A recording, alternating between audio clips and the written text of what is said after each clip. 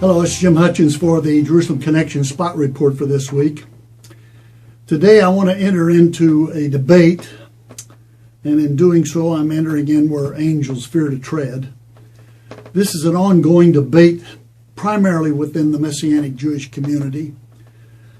Gentiles are involved to some extent, but it has to do with to what extent, if any, Gentiles are to keep the law. Christians, Gentile believers in Jesus, are they to keep the Torah? And at the outset, I think the distinctions are faulty. I think that those distinctions that man has made are not found in the Scriptures. Matter of fact, the Scriptures treat us all the same, Jews and Gentiles.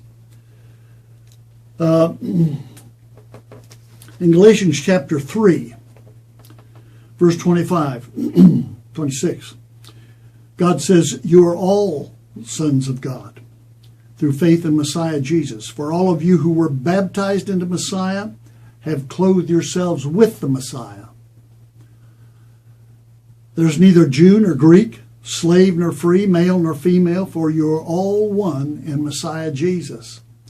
If you belong to Messiah, then you are Abraham's seed and you are heirs according to the promise." Now the question is, if we're all equal, and there can hardly be a debate concerning that.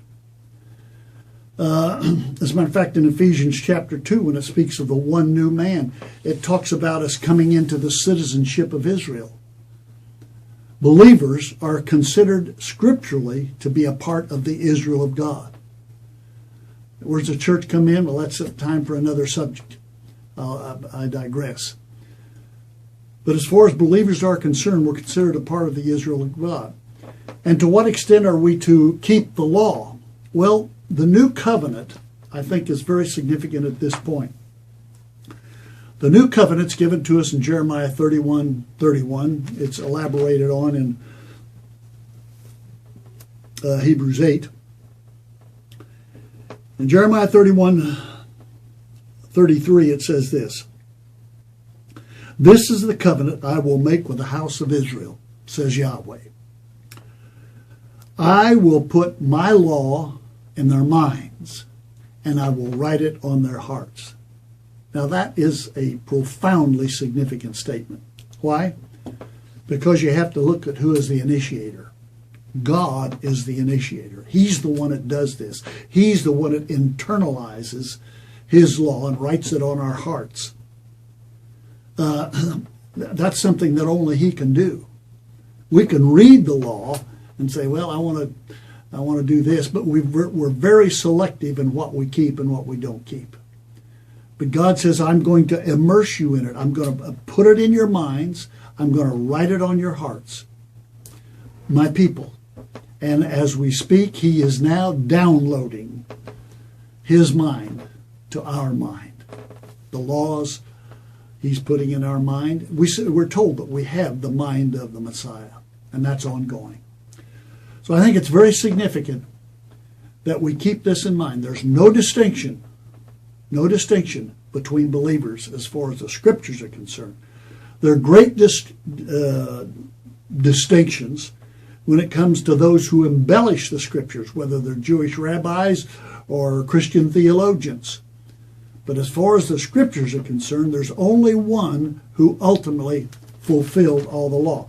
That's our Messiah, our substitute. Matthew chapter 5, verse 17, "Do not think," Jesus says, "do not think that I have come to abolish the law or the prophets. I've not come to abolish them, but to fulfill them." He's the only one in the history of humankind that can say that.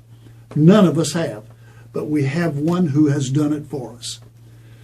And so we're considered all to be on the same level as far as our relationship to God through Jesus.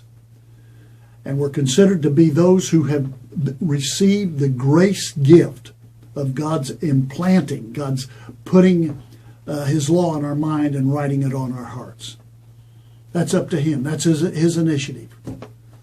And He tells us in Romans chapter 8 that those who walk by means of the Spirit fulfill the just requirements of the law. He also says this. In 2 Corinthians chapter 1, verse 20, he says, no matter how many promises God has made, they're all yes in Jesus. That's good news, right? Say yes. Till next week, Od Ki Yavo Shiloh, or until Messiah comes, Yivareka Yahweh. God bless.